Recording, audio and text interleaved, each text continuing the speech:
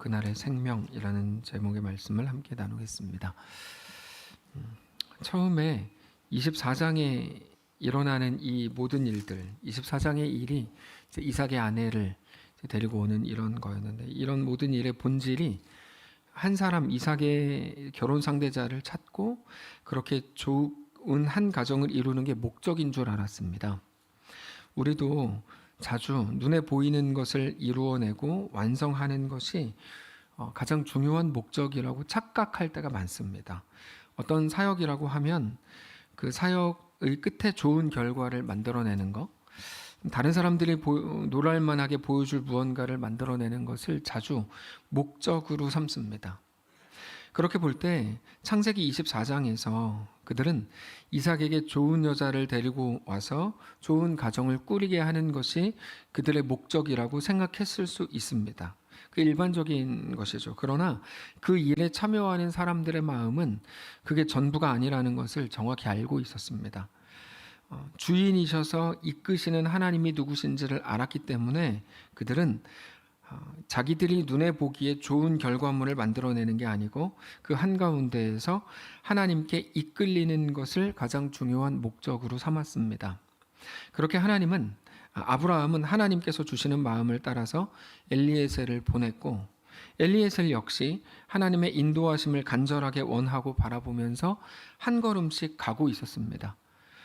그렇게 엘리에셀은 리브가를 만났고, 리브가가 하나님이 이삭에게 붙여주신 사람이라고 조금씩 확신해 가면서 그의 오빠였던 라반에게 모든 것들을 설명합니다.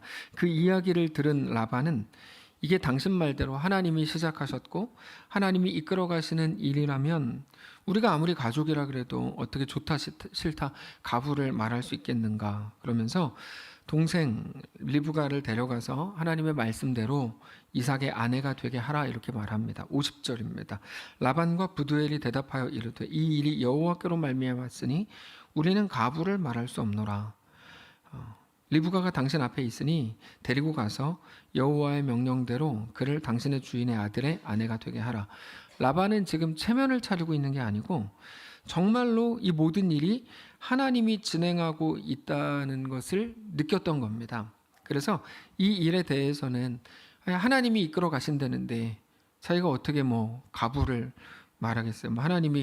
하나님께서 이끌어 가신 일에 대해서 우리 앉혀놓고 저 좋으면 가하시고 아니면 아니요 아니요 이렇게 하지 않잖아요. 하나님 말씀하시는 분이고 우리는 듣는 자들이잖아요.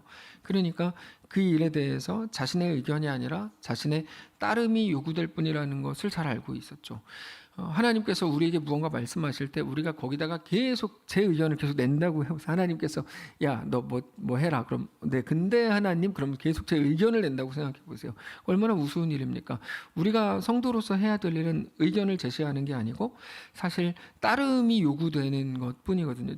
저는 당연히 마찬가지죠. 그걸 라반이 잘 알고 있었던 거죠. 사실 라반은 이럴 만한 실력을 가진 사람은 아닙니다. 우리가 나중에 라반에 대해서 당연히 나누게 되겠지만 라반은 사실 성경에 나오는 몇 안 되는 그 계차반 중에 한 명입니다. 라반은 아주 모자른 사람이거든요. 신앙 인격적으로도 완전히 모자른 사람인데 그렇게 나중에 야곱과 잔머리 대결을 벌이는데 절대로 야곱에게 밀리지 않는 자기중심적이고 잔머리를 쓰는 잔머리의 대마왕이 라반입니다. 그런 라반조차 오늘 본문에서 이렇게 고백하는 것을 보면 이 일이 단지 엘리에셀의 마음에서만이 아니라 다른 사람에게도 큰 울림을 주고 있었던 게 확실합니다. 그렇게 라반이 엘리에셀의 이야기를 듣고 큰 울림을 받았고, 반대로 그런 라반의 말을 들으면서 엘리에셀 역시 이거 진짜 하나님의 이끄심이 확실하다라고 점점 느끼면서 하나님을 찬양하고 경배했다. 이게 오늘 본문의 내용이죠. 그리고 자기가 챙겨온 모든 선물들을 리브가와 라반과 리브가의 어머니께 드립니다. 그렇게 모든 대화를 마무리한 후에 그날 밤에 자고 거기서 먹고 마시죠. 그렇게 아침에 일어난 다음에 이제 우리 주인 아브라함에게 돌아가겠습니다, 이렇게 인사를 합니다. 근데 그때 라반과 리브가의 어머니가 한 가지 제안을 하는데, 리브가가 이제 우리를 떠나면 언제 우리가 만나게 될지 모르니까 지금이야 다시 만나는 게 익숙하지만 당연하지만 그 시대에는 워낙 먼 길을 또 가야 되니까 며칠, 열흘만이라도 마지막 이별의 시간을 이제 같이 이렇게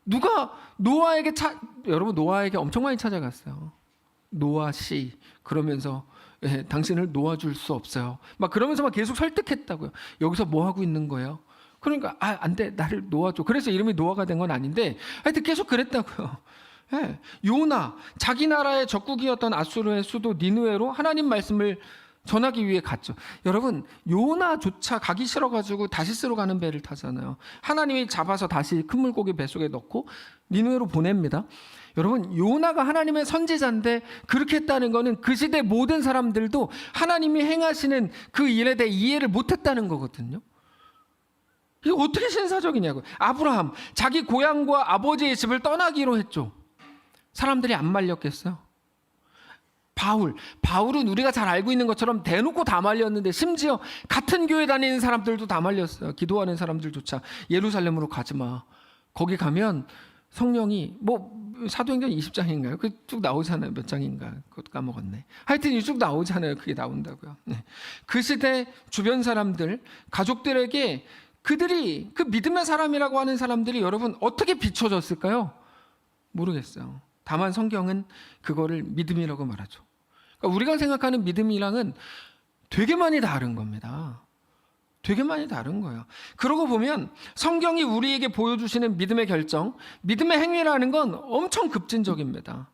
과격해 보이죠. 타협을 모르는 바보들처럼 보이고, 그래서 실제로 세상이 볼 때 비참한 죽음을 순교라는 이름으로 맞이한 사람들이 여러분 대부분입니다. 예수님의 제자들은 모든 사람들이 순교로 그 생을 마쳤습니다. 자, 그들은 왜 세상에서 조금 더 나이스하게 못했을까요? 그들은 왜 더 그럴듯하게 할 수 있었을 거 아니에요? 열흘만 기다려달라는데 열흘이 뭐라고? 그 240시간밖에 안 되는데. 열흘이란 그러니까 길어 보였죠? 240시간밖에 안 돼요. 얼마 안 되잖아요. 더 존경받을 수 있고 조금만 하면 더 칭찬받을 수 있었는데 왜 세상에서 외면받는 믿음이라는 삶을 선택했을까 하는 거죠. 그렇지 않습니까? 지금 근데 많은 세대의 설교들을 들으면 예수 잘 믿으면 세상에서 복받고 부러움의 대상이 될 것처럼 느껴지는데 정작 성경에서 소개되는 사람들의 삶은 하나같이 인정 못 받았고요. 우리는 진짜 대단하게 인정받은 삶이라고 착각들 하시는데 그렇지 않아요. 세상에서 조롱의 대상이 되고 세상에서 모자른 사람들처럼 보였던 게 사실입니다. 성경이 잘못된 걸까요? 성경은 오늘 본문을 통해서도 우리에게 엘리에셀과 리브가의 모습을 보여줍니다. 오늘 본문에 나오는 엘리에셀과 리브가의 모습은 세상이 말하는 융통성이나 지혜와는 완전히 거리가 먼 모습이죠. 엘리에셀과 리브가는 자기에게 찾아온 하나님의 역사와 부르심에 지금 당장 반응하고 싶죠. 지금 당장 반응하고 싶어요. 단순합니다. 몇 주 전에 말씀을 드렸는데 하나님은 그들을 부르신 거고 그들이 하나님의 부르심에 반응할 때 하나님의 세계로 초대받은 것이고 그렇게 하나님의 세계를 볼 수 있게 되는 것이다. 정리해서 말씀드렸어요. 그게 그들의 꿈이었고 간절한 소망이었습니다. 그거는 더 똑똑하게 살고 싶어서 손해를 안 보려고 하는 세상의 평범한 사람들과의 결정과는 다른 거죠. 지금 시대의 가장 소중한 가치는 안정이고 평안이고 이렇게 말들 하잖아요. 근데 성경은 전혀 그렇게 얘기하지 않아요. 성경은 무엇을 얘기합니까? 우리가 가질 유일한 꿈에 대해서 하나님 나라를 보는 것, 하나님의 세계로 부르심에 응하는 것이라고 말하죠. 그거를 열정이라고 부릅니다. 가슴이 뜨거워지는 거죠. 하나님의 뜻을 보고 하나님 나라를 보고 싶은 겁니다. 우리가 믿음에 대해 생각할 때 믿음은 그래서 계산을 막 해보고 머리로 막 굴려본 다음에 여기까지만 할게요 라고 말할 수 없는 겁니다. 그렇게 계산을 하고 여기까지만 가능할 것 같아요 라고 말하는 건 딱 내가 죽지 않을 만큼 더 이상 나가면 나 진짜 죽을 것 같아 라고 말하는 중인데 그게 왜 믿음이 아니냐면 하나님은 언제나 우리에게 그날의 생명을 요구하시기 때문이죠. 자, 오늘 본문에서 타협하지 않은 그들의 모습을 보면서 성경은 이게 믿음이다라고 말씀하시는 겁니다. 그러고 보면 하나님이 우리에게 요구하시는 믿음은 항상 그렇습니다. 오늘 말씀의 제목인데 열정, 그날의 생명을 요구하시죠. 그날의 생명을 요구하세요. 왜 그렇게 무시무시한 믿음을 요구하시는 걸까요? 그건 너무 분명해요. 오직 그것을 통해서만 하나님의 크기를 우리가 보고 알 수 있기 때문입니다. 하나님 나라를 하나님은 우리에게 보여주실 작정이거든요. 하나님의 크기라고 하는 건 사람이 만들어낼 수 없는 엄청난 크기의 기적이라는 말이 아닙니다. 그런 말이 아니에요. 나는 병을 못 고치는데 하나님의 은혜로 병을 고쳤어. 그게 하나님 크기 이런 게 아닙니다. 하나님의 크기라는 건 우리는 생각하지도 못한 이야기, 만들어낼 수도 없는 이야기를 말합니다. 뭐 이 정도는 돼야죠. 32,000명이 모였는데 야 너무 많다 줄여라. 10,000명 남았어요. 너무 많다 줄여라. 300명을 가지고 나팔과 항아리와 횃불을 가지고 미디안 군사 13만 5천인가요? 그렇게 되는 군사들을 무찌르는 것. 이 정도는 돼야죠. 그러니까 우리가 가진 하나님에 대한 요구와 기대라는 게 너무 작은 거예요. 하나님은 그런 것들로 하나님 자신을 우리 계시하실 마음이 없거든요. 근데 우리는 다 거기에다가 하나님을 제한하고 묶어두려고 하는 거죠. 여러분, 하나님의 크기는 엄청납니다. 그래서 우리는 하나님을 뭐라고 부르냐면 창조의 하나님이라고 불러요. 창조라는 건 이 세상 나라에 없는 개념이에요. 창조는 발명과는 다릅니다. 발명은 뭡니까? 이미 가지고 있는 것들을 조금씩 발전시켜서 만들어내는 건데, 창조라는 건 없었던 걸 만들어내는 거거든요. 그래서 창조라는 건 세상에 아예 없는 개념입니다. 없었던 건 우리가 상상을 못 하거든요. 사람들이 생각하고 상상할 수 없는 거니까 그건 오직 하나님께만 있는 거죠. 대표적인 게 하나님의 창조가 뭐죠? 구원입니다. 구원이라는 개념은 우리가 만들어낼 수가 없는 거예요. 그것도 아들이신 예수님을 이 땅에 보내셔서 십자가에 내어주시고 부활하게 하시는 방식으로 우리가 구원을 얻는다? 이건 우리가 일도 상상할 수 없었던 거죠. 근데 하나님은 놀랍게 이루시고 우리를 구원의 그 대상자들로 삼으셨잖아요. 그래서 하나님 나라, 하나님의 세계는 하나님의 창조로 꽉 차 있습니다. 그래서 우리가 무언가를 하나님께 자꾸 무언가 하여튼 하나님을 제한하는 방식으로 나아간다는 건 잘하는 게 아니죠. 하나님은 우리에게도 그것을 보여주실 작정이 있어요. 뭐를? 하나님 나라를. 그래서 항상 하나님 나라, 하나님의 세계로 우리를 초대하세요. 야, 너 이거 한번 해볼래? 초대하시죠. 우리는 거기다가 대고 여러 가지 현실적인 이야기들을 가지고 안 한다, 못 한다? 그러면서 이제 하나님을 설득하잖아요. 내가 못하는 이유를 쭉 나열하잖아요. 네. 근데 하나님은 우리에게 하나님 나라를 보여주시기 위해서 오늘도 초대하세요. 그래서 우리가 하나님 나라를 볼 수 있고 맛볼 수도 있는데, 하나님 나라를 보는 가장 중요한 조건이 하나 있습니다. 인간이 자기 자신을 깨뜨리는 거예요. 그것으로만 하나님 나라를 볼 수 있어요. 똑똑한 사람은 절대 못 봅니다. 제가 100% 확신하는데 절대 못 봅니다. 똑똑한 사람. 여기서 말하는 똑똑하다는 말은 스스로 똑똑하다고 생각하는 것을 말하는 거예요. 네. 자기를 부인하고 자기 십자가를 지지 않으면 하나님 나라를 볼 수가 없는 겁니다. 네.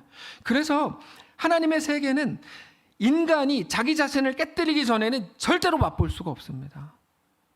우리는 세상이 하는 것처럼 그저 눈에 보이는 해석을 가지는 게 전부라면 하나님이 우리에게 요구하시는 삶을 절대로 살아낼 수가 없습니다. 그리고 하나님 나라를 볼 방법이 없습니다. 그래서 우리는 세상으로부터 강요받고 이제까지 강요받으면서 자랐죠. 이게 옳은 거야. 이렇게 하는 거야. 이게 잘하는 거야. 남들 다 그렇게 해. 라고 강요받았던 것들에 대해서 시선의 전환, 생각의 전환을 해야 됩니다. 그게 믿음으로 바라보고 믿음으로 해석하는 거겠죠. 근데 그렇게 믿음으로 무언가를 바라보기 시작하면 반드시 다가오는 한 가지, 세상에 대해 반드시 불협화음이 나타납니다. 반드시. 세상으로부터 공감은커녕 그들의 이해와 칭찬에서 멀어지게 됩니다. 이거는 우리가 성경에 다 아는 얘기들을 지금 하고 있는 거예요. 어쩌면 가장 소중한 것들을 잃게 될 거고, 예수님의 말씀도 보세요. 그래서 우리 원수가 누구냐 이렇게 말씀하시는 내용들을 기억해 보세요. 가장 소중한 것들을 잃게 될 거고 당황스러운 일을 만나게 될 겁니다. 그게 오늘 본문이죠. 그 오늘 본문. 딱 열흘만 더 있다가 가면 안 되겠냐고 말하는 어머니와 오빠에게 그게 뭐라고 그걸 안 하겠다는 거야. 그게 뭐라고 지금 빨리 가겠답니까? 리브가는 지금 하나님 나라가 너무너무 보고 싶은 거죠. 하나님의 세계 속으로 너무너무 들어가고 싶은 거야. 누군가는 보기에 왜 저래? 라고 할 수 있겠지만 엘리에셀과 리브가는 지금 하나님 나라를 보는 거, 하나님의 세계를 보는 것이 그들에게 가장 중요한 문제인 겁니다. 사실 이런 일들은 성경에 여러 소개가 됩니다. 어떤 사람이 큰 잔치를 베풀고 사람들을 초청했답니다. 그러자 어떤 사람이 뭐라 그래요? 나 이번에 밭을 샀는데 그 밭에 좀 나가봐야 돼요. 또 어떤 사람은 나 이번에 소를 샀는데, 소 5결인가? 소를 샀는데 그 소가 어떤 성능이 어떤지 좀 봐야 돼요. 우리 교회도 황소가 있죠. 성능이 어떤지 봐야 돼요. 또 어떤 사람은 내가 이번에 결혼을 했는데 집에 부인을 혼자 두고 잔치에 갈 수가 없어요. 그러고 보면 잘 생각해 보세요. 이게 다 급한 일들이 맞아요. 다 급한 일들이라고요. 예. 지금 당장 안 하면 안 되는 일들이 많습니다. 근데 그들은 그게 정말 급한 일이 중요한 문제인 줄 알았어요. 그래서 급한 일들을 먼저 처리한 후에 가겠다는 거거든요. 근데 잔치를 베푼 사람이 뭐라 그러냐면, 야, 그래? 그럼 그 자리를 다른 사람들로 채워라, 이렇게 말합니다.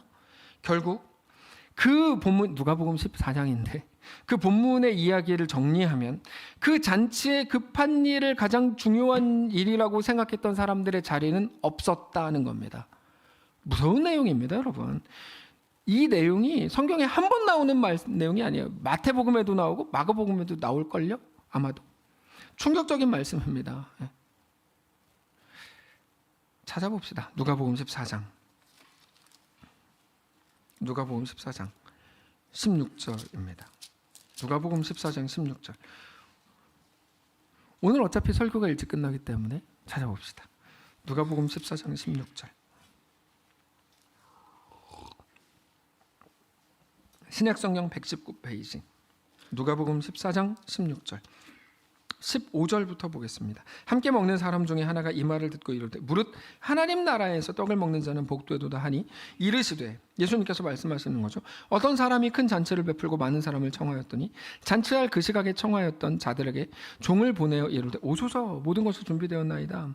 다 일치하게 사양하여 한 사람은 이르되 지금부터 이제 급한 일을 나열하기 시작해요. 나는 밭을 샀음에 아무래도 내가 나가봐야겠다.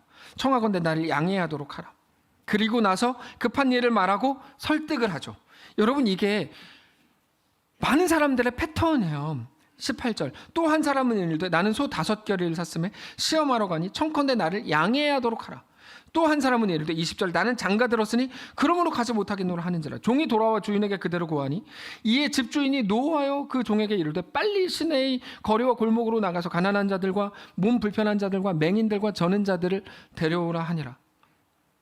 종이 이르되 주인이여 명하신 대로 하였으되 아직도 자리가 있나이다. 주인이 종에게 이르되 길과 산울타리로 가서 나가서 사람을 강권하여 데려다가 내 집을 채우라. 여러분, 급한 일로 먼저 가겠다고 한 사람들 기다리라는 말은 없어요. 24절. 내가 너희에게 말하노니 정에 청하였던 그 사람들은 하나도 내 잔치를 맛보지 못하리라. 여러분, 근데 이런 이야기가 여기만 나오는 게 아니에요. 성경 전체에 흐르는 맥락이에요. 노아의 홍수 때 어떤 일이 있었는 줄 아십니까? 노아가 배를 만드는 걸 모두 알았습니다. 왜 저러나 했어요. 노아는 분명 하나님이 말씀하셨고 그래서 돌이켜야 된다고 엄청나게 말하고 다녔습니다. 그래서 성경이 노아를 선지자라고 불러요. 근데 노아의 말을 들은 사람들이 하나같이 어떻게 했는 줄 아세요? 먹고 마시고 장가가고 시집가는 게 전부였대요. 이 표현도 한 번 나오는 표현이 아니에요. 아마 3번 나오나? 더 나오나? 그렇게 돼 있어요. 제가 뭐 숫자를 체크하는 건 아니니까요. 먹고 마시고 장가가고 시집가는 거. 여러분, 이거 누구나 다 하는 거고 모든 사람들의 변명과 핑계가 되지 않습니까? 우리는 지금 당장의 급한 일을 처리하는 게 가장 중요하다고 여기지만 사실 우리는 자주 그 심각성을 깨닫지 못합니다. 살센머리 썼나요? 늘 급한 일로 쫓기는 삶. 그 책을 보면 결론이 단순해요. 급한 일 중에 중요한 일은 하나도 없다. 이게 그 책의 결론이에요. 멋있죠? 급하다고 쫓아다니지만 급한 일 중에 진짜 중요한 건 없다. 그럼 누군가 저한테 질문을 이렇게 했어요. 목사님, 그럼 화장실 가는 건 어떨 거예요? 뭐 이렇게 너는 입을 다물라. 제가 그렇게 이제 얘기했는데 그런 얘기가 아니거든요. 그런 얘기가 아니에요. 우리가 진짜 급하다고 생각하는 일들 중에 진짜 중요한 일은 없는데 여기서 끝나지 않고 성경은 그거보다 한 단계 더 들어가는데 어떻게 말하는 줄 아세요? 이렇게 말해요. 지금 눈에 보이는 자기의 현실, 급한 일이 전부인 줄 알고 그게 전부인 줄 아는 사람의 말과 선택을 하지만 오히려 급해 보이는 그것이야말로 그러므로 우리를 하나님의 세계로 반응하지 못하도록 우리를 죽이고 망하는 일인지도 모릅니다. 정말 무서운 말이죠. 우리는 그러므로 지금보다 더 많이 하나님 나라를 바라보아야 하고 하나님의 세계로의 초대에 응해야 됩니다. 여러분, 실제로 나중에 놓고 보면 리브가가 라반에게 다시 가죠. 라반에게 못 가죠. 야곱이 가죠. 야곱을 통해서 이제 리브가가 야곱의 어머니가 리브가니까 야곱을 이제 보내게 되는데 결론적으로 못 만나게 되지만 그럼에도 불구하고 누굽니까? 하나님의 세계로의 초대에 응해야 되는 건 우리가 너무 분명하게 알 수 있는 거죠. 제가 이렇게까지 설교하는 이유는 저는 이 하나님의 말씀을 정말 하나님의 말씀으로 믿기 때문입니다. 저는 양심껏 진짜 믿습니다. 그래서 이렇게밖에 설교할 수 없습니다. 여러분 타협하십시오. 여러분 급한 일들 따라다니십시오. 그리고 나서 뭐 하나님을 찾아오십시오. 그래도 뭐 그렇게 말할 수가 없겠어요.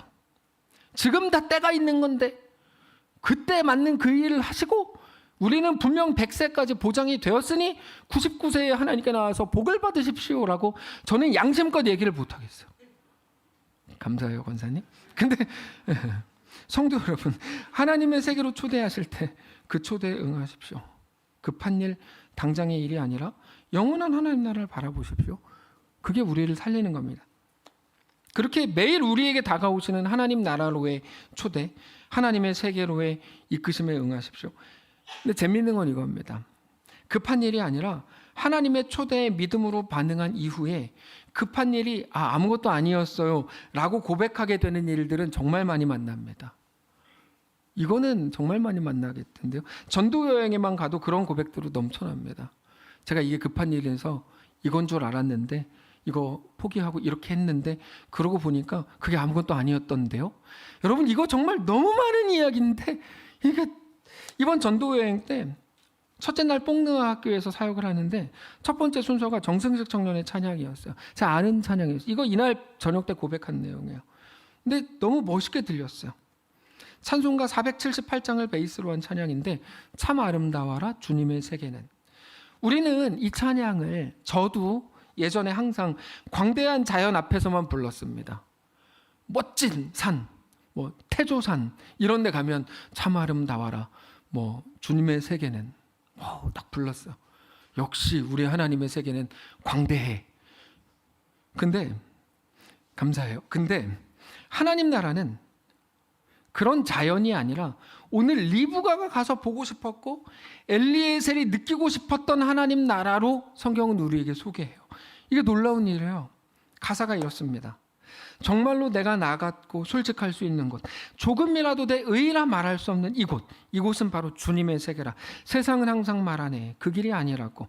곱디 고운 길이 있는데 왜 힘들게 사냐고. 단순한 선택조차 내겐 버겁기만 한 곳, 그래도 나는 주님만 따르리 라고 하고 나서 나오는 게 그거예요.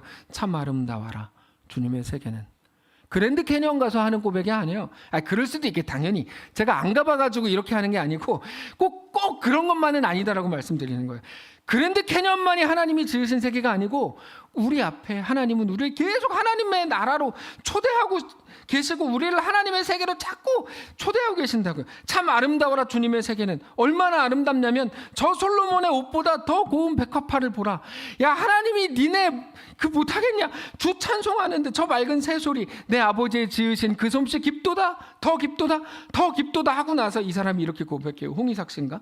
나는 계속 걸어갑니다. 네, 홍의삭 씨가 맞나요? 네, 좋아요. 나는 계속 걸어갑니다. 수없이 넘어져도 사람들의 방향과는 조금 다르다 해도 내가 가는 길이 주가 가르쳐준 길이니 이곳은 바로 주님의 세계라. 여러분 주님의 세계는요 막 대단한 자연, 야 하나님 어떻게 이런 걸 지으셨어? 그것도 못 지으면 하나님입니까? 그게 그렇지 않아요? 하나님은 그냥 그거 지어서 찬양받으시는 분이 아니고 하나님의 세계라고 하는 건 우리가 상상할 수 없는 거예요. 우리는 기껏 다 머리 엄청나게 써서 고백하는 게 주님 이번에 서울대학 붙여주십시오잖아요.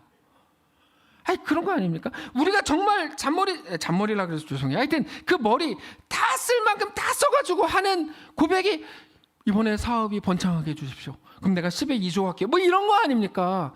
하나님의 세계는 그런 게 아니라고요. 뭐 어떻게 설명을 해야 되지? 이건 제 혼자 독백이었어요. 하나님의 세계는 우리가 상상할 수 없는 거라고. 마태복음 6장에서 예수님께서 이렇게 말씀하시죠. 공중의 새를 보라. 심지도 않고 거두지도 않고 창고에 모아들이지도 아니하되 너희 하늘 아버지께서 기르시나니 너희는 이것보다 귀하지 아니하냐. 너희 중에 누가 염려함으로 그 키를 한 자라도 더할 수 있겠느냐. 또 너희가 어째 의복을 위하여 염려하느냐. 들의 백합화가 어떻게 자라나는가 생각하여 보라. 수고도 아니하고 길쌈도 아니하느니라. 그러나 내가 너희에게 말하노니 솔로몬의 모든 영광으로도 입은 것이 이 꽃 하나만 갖지 못하였느니라. 그게 아까 찬송가 478장에 나오는 가사인 거죠. 그렇게 해서 계속 걸어가고 수없이 넘어져도 사람들이 뭐라고 해도 주님이 가르쳐준 길이니까 내가 계속 걸어가 보면서 보게 된 하나님 나라, 그렇게 알게 된 하나님 나라가 너무 놀랍고 황홀한 거예요. 네, 그래서 계속 걸어간답니다. 심지어 수없이 넘어져도 다른 사람들의 방향과는 달라도 이 길이 주가 가르쳐준 길이고 보여주신 길이라서 계속 걸어간답니다. 그렇게 오늘도 하나님의 세계를 보고 그 속에서 놀라고 감격한답니다. 여러분, 그게 놀라운 누림 아닙니까? 놀라운 누림이죠. 당연한 거, 늘 가지던 감정, 해오던 방식, 늘 나 자신을 배려하고 스스로를 존중하는 걸로는 안 됩니다. 그런 방식이라고 하나님이 소개하신 적이 없어요. 저는 한 번도 그런 걸 본 적이 없어요, 성경에서. 사람들에게는 들었어요. 네, 공감 좀 해주세요. 들었어요. 뭐 공감하시네, 막 노래도 불러서 만들더라고요. 근데 아니요, 저 그런 거 본 적이 없어요. 우리는 오늘 내 자신을 깨뜨려 하나님의 초대에 응해야 합니다. 하나님의 세계로의 부르심에 대해 우리는 순종해야 됩니다. 만만치 않을 겁니다. 쉽지 않겠죠. 비난받을 거고 남들이 우리를 보고 분명 한숨 쉴 겁니다. 그런데 사랑하는 성도 여러분, 그게 우리의 능력이 될 겁니다. 오늘 우리의 모든 마음과 생각을 깨뜨려서 하나님 나라를 향하게 하셔야 합니다. 하나님이 보여주시는 것들을 보고 하나님이 듣게 하시는 소리를 이제는 들으실 수 있기를 원합니다. 하나님이 느끼게 하시는 하나님의 그 풍성함을 우리는 누릴 수 있습니다.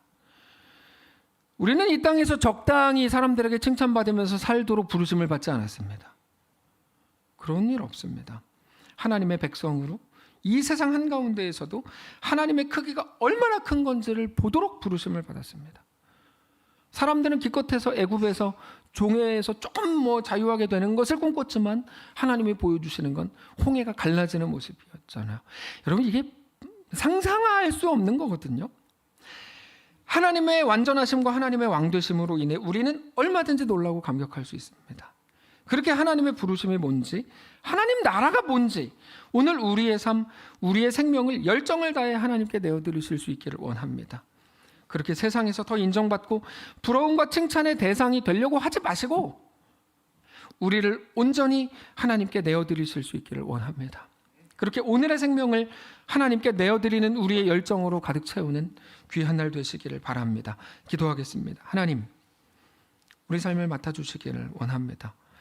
우리 삶의 주인은 우리가 아니고 오직 하나님이셨음을 정직히 고백합니다. 하나님의 세계를 우리에게 보여주고 싶어서 우리를 계속 부르시고, 야, 내가 너에게 이거 준비했다. 너 이렇게 네 자신에 매여 있으면 안 된다. 네 감정과 네 상황과 사람들을 설득할 만한 이야기에 너 매여 있으면, 먹이 묶여 있으면 안 된다. 너는 하나님 크기의 사람이다. 내가 너를 놀랍게 하겠고 내가 너에게 크고 광대한 일을 보여주겠다. 크고 은밀한 일을 보이겠다. 사람들은 깜짝 놀랄 만한 것. 너 자신도 깜짝 놀라고, 그래서 하나님이 정말 이런 분이셨어요. 그렇다면 내가 오늘도 걸어갑니다.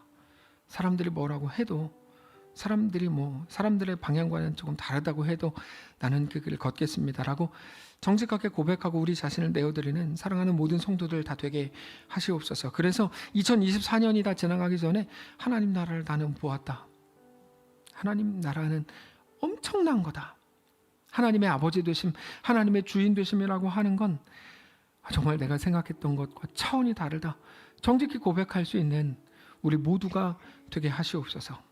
특별히 사랑하는 모든 가정들을 축복하셔서 예수 잘 믿는 가정 되게 하시고, 자기 자신들로 꽉 채워서 자기 이 땅에 속한 자랑들을 늘어놓기 위한 가정들이 아니라 하나님 나라로 꽉 차고 하나님의 왕 되심과 주인 되심을 마음껏 고백할 수 있는 정말 놀라운 믿음의 가정들 다 되도록 하나님 축복하시고 그렇게 역사하여 주시옵소서. 올 한 해도 주께 맡겨드립니다. 맡아주시옵소서. 우리 주인 되신 살아계신 우리 주 예수님의 이름으로 기도합니다. 아멘. 이제는 우리 구주 예수 그리스도의 은혜와 하나님 아버지의 다함없는 사랑과 성령의 교통인도 역사 위로 함께 하심의 은사가 이 시간 주를 바라보며 예수 안에 허락된 그 길을 믿음으로 담대히 걷기를 소원하는 사랑하는 모든 성도들 머리머리 위에, 그들의 자녀들 위에, 그들의 가정 위에, 그들의 생업 위에, 그들의 생활 위에, 사랑하는 이 교회 위에, 우리의 2024년 위에 이제로부터 영원까지 함께 계실지어다. 아멘.